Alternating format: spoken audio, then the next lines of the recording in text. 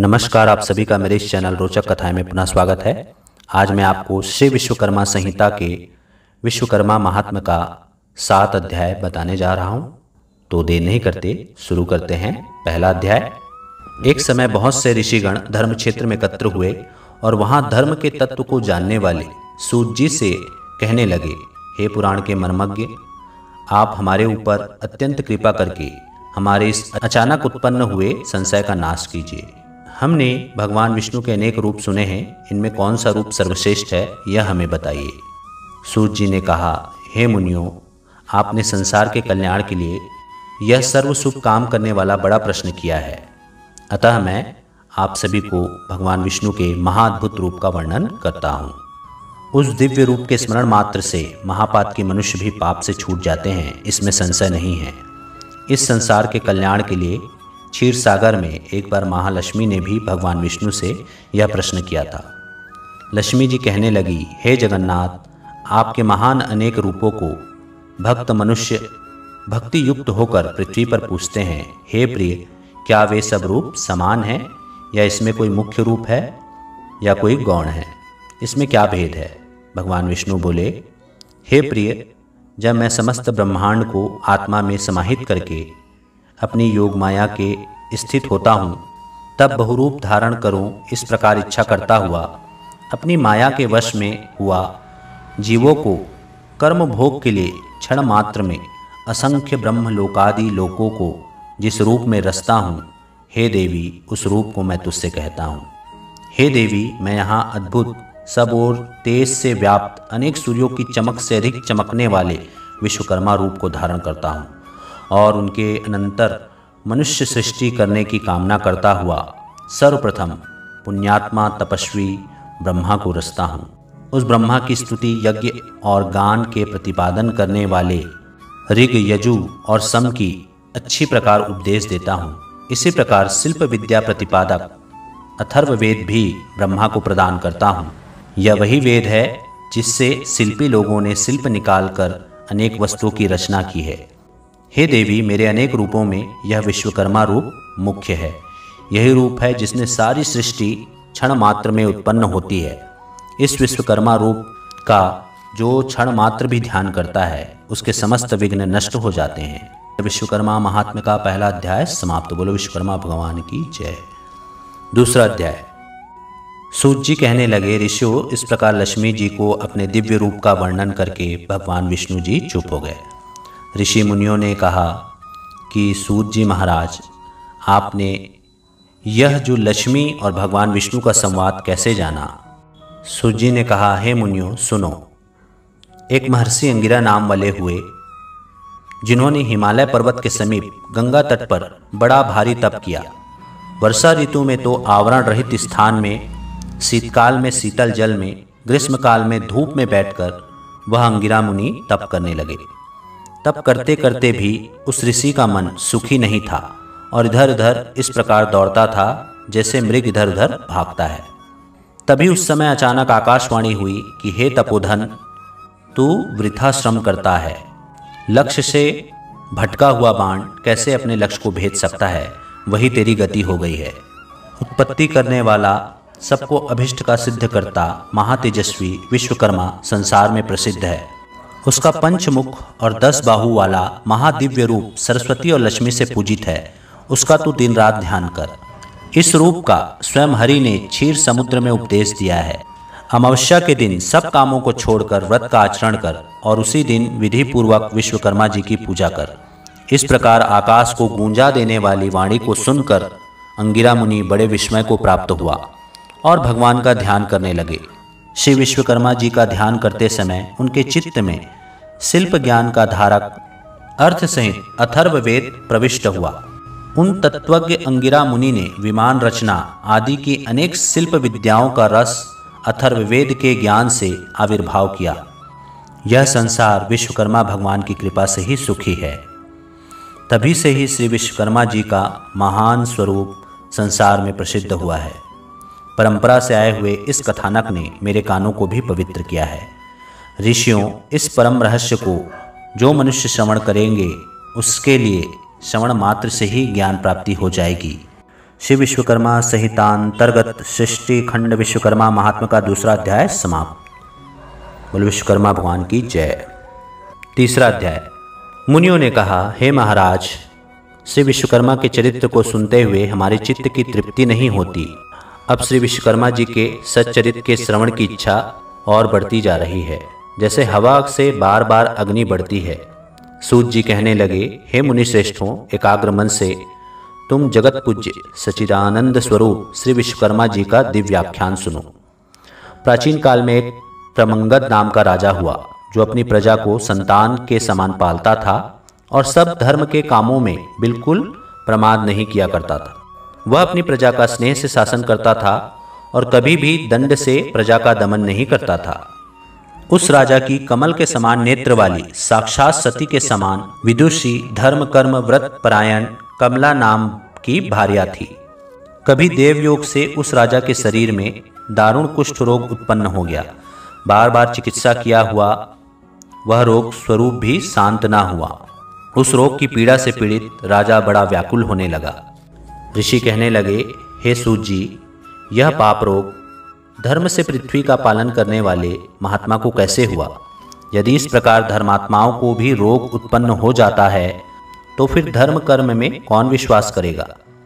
सूत जी कहने लगे, हे ऋषियों, उस राजा ने पूर्व जन्म में स्वार्थ के अंतर्गत होकर यह उपदेश दिया था कि यह संसार अनादि है, इसका कर्ता कोई विश्वकर्मा नहीं है। यह इस प्रकार लोगों को कहता फिरता था और नास्तिक मत का प्रचार करता था। आप जानते हो, यदि कर्मों के फल का देने वाला विश्वकर्मा परमात्मा हो तो उपकार का कर्ता उपकृत मनुष्य द्वारा मृत्यु के अनंतर दिए आशीर्वादों से उत्पन्न पुण्य फल को कैसे प्राप्त कर सकता है? जब परोपकारी को अपने पुण्य का फल मिल ही ना सकेगा तो क्यों कोई किसी का उपकार करेगा? और जब कोई किसी का उपकार ही नहीं करेगा तो संसार का नाश हो जाएगा। इसलिए नास्तिक पाखंडी की दुर्दशा अवश्य होती है। अनेक जन्मों के पाप पुण्य कर्म एक जन्म में ही उसका फल नहीं देते हैं, अतः उस जन्म में यह फल प्राप्त हुआ, इसमें कोई आश्चर्य नहीं है। अब मैं तुमसे आगे की कथा कहता हूँ। सूत जी ने कहा, कभी उस राजा को अधिक व्याकुल देखकर उसके दुख से दुखी हुई पतिव्रता बेचारी रानी बोली, हे राजन, बड़ा तेजस्वी हमारा कुल पुरोहित अचानक अक्षी रोग से व्याप्त हुआ और बिल्कुल अंधा हो गया। उसके पुरोहित ने अपने अतीन्द्रिय ज्ञान से देखा तो यह प्रतीत हुआ कि उसे अमावस्या को व्रत कर श्री विश्वकर्मा जी का पूजन करना चाहिए। तब से ही उस पुरोहित ने सब कामों को छोड़कर विधि पूर्वक व्रत किया। व्रत के दिन ब्रह्मचारी रहता और फलाहार करता तथा धर्म चर्चा में लीन रहा करता था।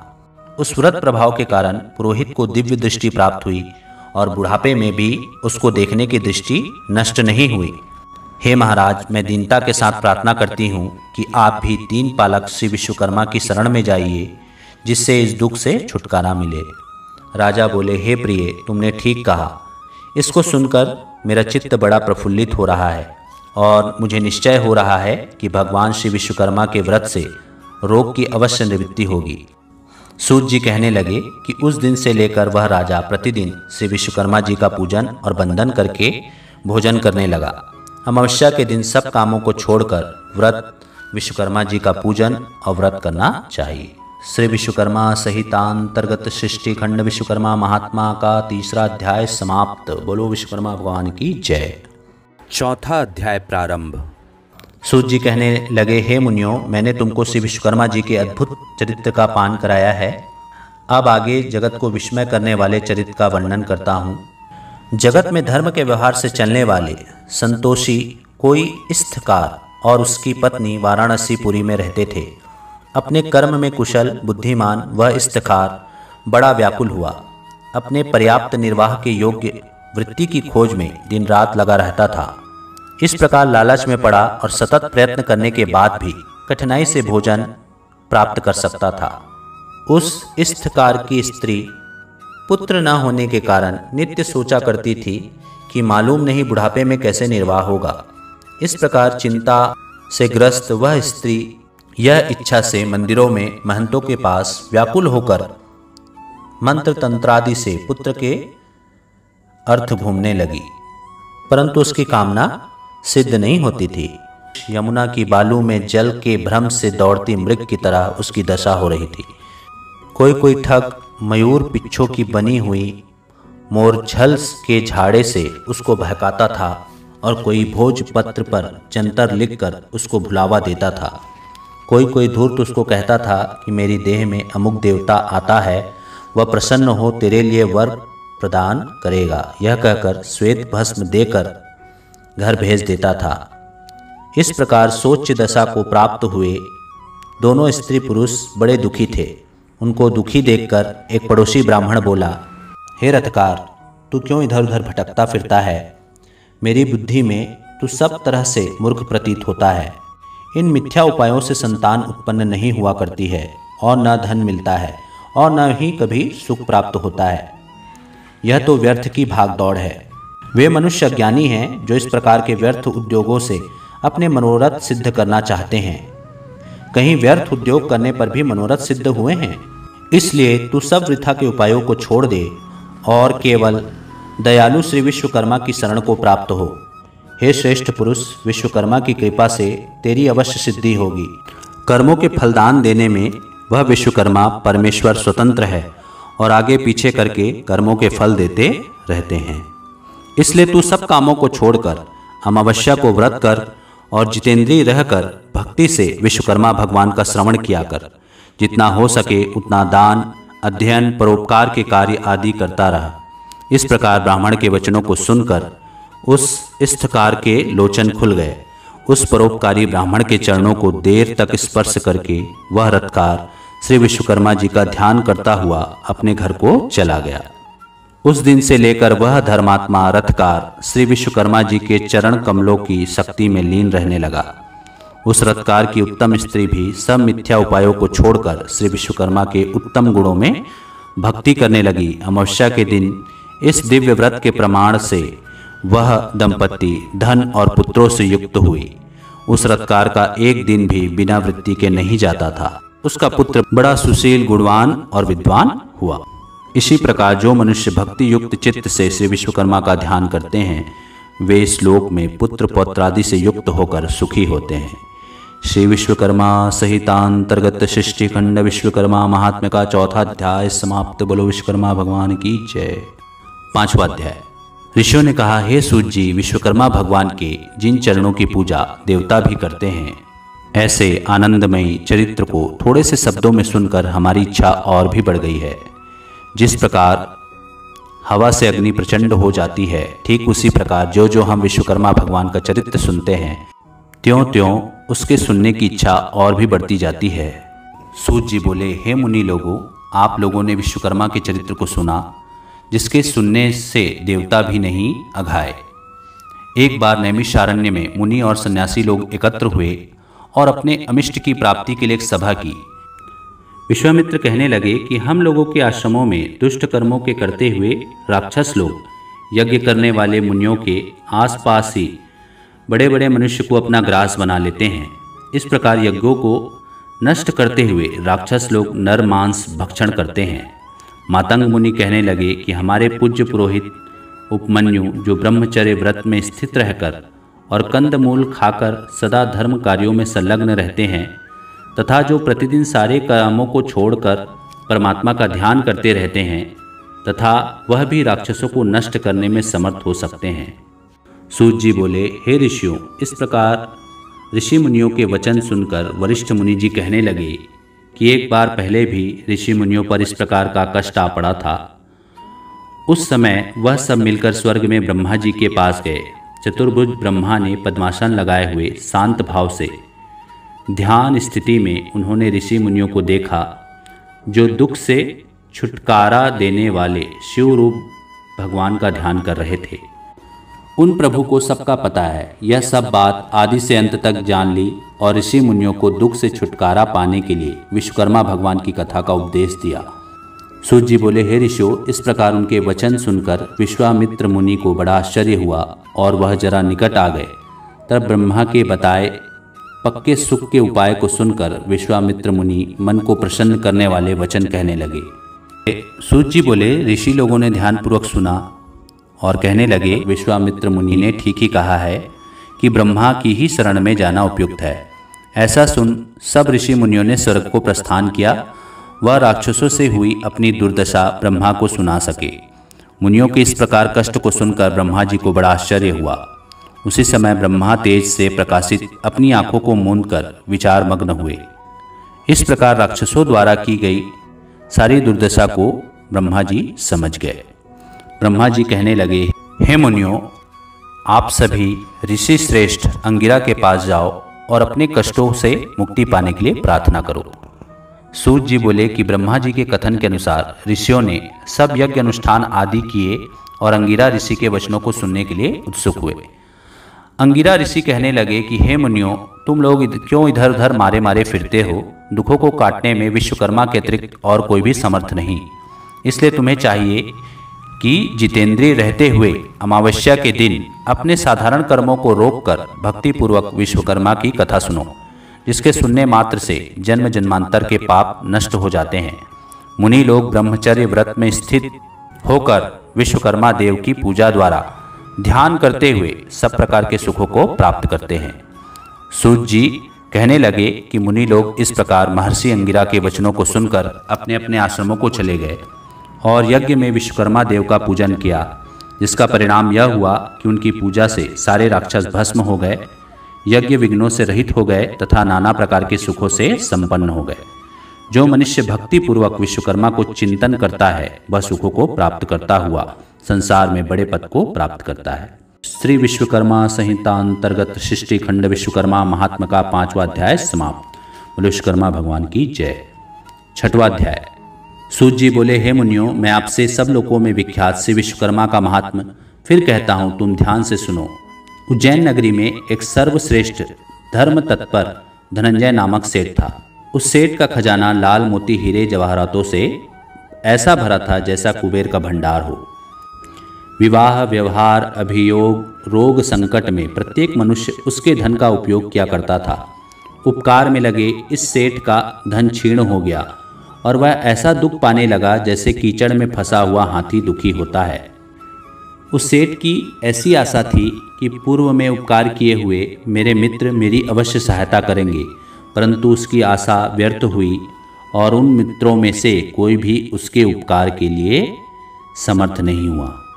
उसके मित्र क्षण मात्र में शत्रु हो गए और वे ही सर्वप्रथम उस सेठ की निंदा करने लगे। उनके वे पुराने मित्र अपनी दृष्टियों को छिपा छिपा कर निकल जाते थे। बात तो यह थी कि स्वार्थी मित्र विपत्ति में साथी नहीं हुआ करते हैं। इस नीच वृत्ति से उस धनंजय सेठ को एक बार संसार से विरक्ति और मनुष्य से घृणा उत्पन्न हो गई। वह अपने नगर को छोड़कर और कृतघ्नों के मुख पर थूक कर वन को चला गया।